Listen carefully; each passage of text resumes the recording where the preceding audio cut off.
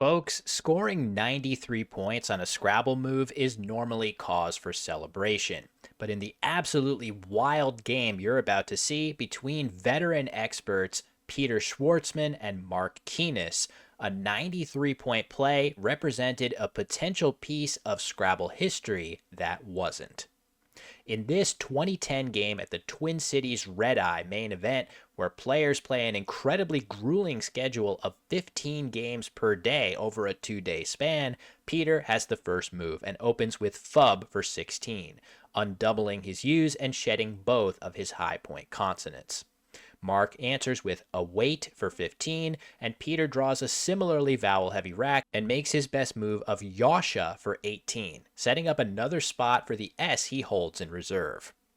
Mark overlaps with Haj for 36, and with low point tiles, Peter somehow does not have a playable bingo and makes a strong choice of Oi for 17, hooking Haji, again creating more places to potentially play his S's. Mark is clearly beset by vowels and plays footy for just 11. This is the 12th game of Scrabble Peter has played over the course of the tournament's first day, and for whatever reason, this word strikes him the wrong way, perhaps thinking that footy can only be spelled with a Y, and he challenges. When the play winds up being valid, Peter loses his turn, sending things back over to Mark, who uses the opportunity to dump off a V and X with Vox for 21. One of the reasons Peter may have felt emboldened to challenge is that he has multiple locations to bingo on this board, and once he gets another chance, he sees a fantastic fit, hooking his R onto footy and S onto Haji for the beautiful 90-point trestle, his top scoring play by a wide margin. Except he places the E and L in the wrong order on the board, forming an invalid word. Mark seizes the opportunity to challenge the word off the board, giving Peter a 0 for the second straight turn.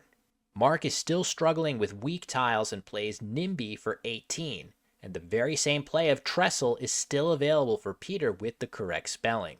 But he's lost his confidence in the word and opts to play the valid word Sterlitz for 68 points instead. With the aid of 2 extra turns, Mark has drawn both of the game's blanks, and he plays Flenser for 79, going up by 61 points. This move places the F in the triple lane, which isn't typically that big of a threat. One of the few dangerous suffixes containing the F is the IFY verb suffix, and luckily for Peter, he has the I and Y on his rack. Moreover, he also has a nice mixture of vowels and consonants, including the powerful Z. To his credit, Peter spots the excellent move of Nazify for 93, which instantly vaults him back into the lead. But, as he describes it himself, for some reason, I didn't hit the clock. Rather, I looked down at my rack and saw DE sitting on it. Then I thought, isn't denazify a word? And put these 2 letters on the board. I didn't count the new score, but I knew it was going to be something unimaginable. I contemplated whether to go for it or just take my 93 for Nazify, which I was 100% sure of. But then I thought I might be confusing denazify with detoxify. I knew Mark would challenge denazify if it wasn't good, and I would not only lose my turn, but the 93 points I was guaranteed to get for nazify. I looked at Mark, trying to get a read from him. To his credit, he gave the best blank stare one could offer. Peter couldn't have known this in the moment, but at the time this game was played, no player had ever scored 300 points on a single move in North American tournament play. He's just 1 button press on the clock from becoming the first player to ever achieve this improbable milestone, as well as the record holder for the highest scoring play in North American tournament history.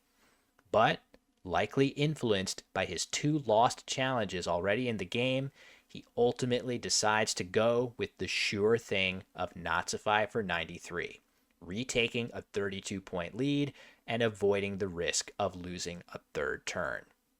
It could be easy to sit here and judge Peter for passing up such a legendary play, but his reasons for doing so were entirely valid. However, amusingly enough, Mark immediately responds by slapping down his own D and E as an extension, forming Denazify for 72 points. Peter considers challenging, of course, but correctly decides that if Mark is playing this with such confidence, it must be a valid word. He also has another bingo on his rack in Eudemon for 77, which delivers him the lead once again. After Mark's creep to nearly even the game, Peter draws a weak, consonant-heavy rack and is essentially forced to play drug for only 18. Fortunately for him, Mark is struggling as well and can only answer with Vaw for 18. A couple turns later, after Mark's unroot for 14 to open up more space on the board, Peter has a nicely balanced rack and has the 7-letter word of Petchins on his rack, but in 2010, Poe was not yet a valid word. He'll have to find something else here, and he spots his highest scoring move of Peach for a whopping 53 points. Without realistic chances of drawing a playable bingo, Mark throws in the towel with Aloe for 18, and while Peter has an unplayable Q in this endgame, he's up by more than enough points to comfortably win, especially after his play of Weak for 32, shedding the W and K. Mark makes his best follow-up move of Glia for 15 and collects 26 extra points from Peter en route to a final score of 423 to 393. On the one hand, Peter coming one tap of the clock away from setting a new North American record and deciding against it is more than a little tragic. However, there's something incredibly relatable about Peter's experience in this game. The Scrabble dictionary is huge, and mastering each and every word is nearly an impossible challenge. It's easy to imagine having doubts in the validity of words, especially in your 12th Scrabble game in a single day, even more so after having already lost 2 challenges in the game to shake your confidence.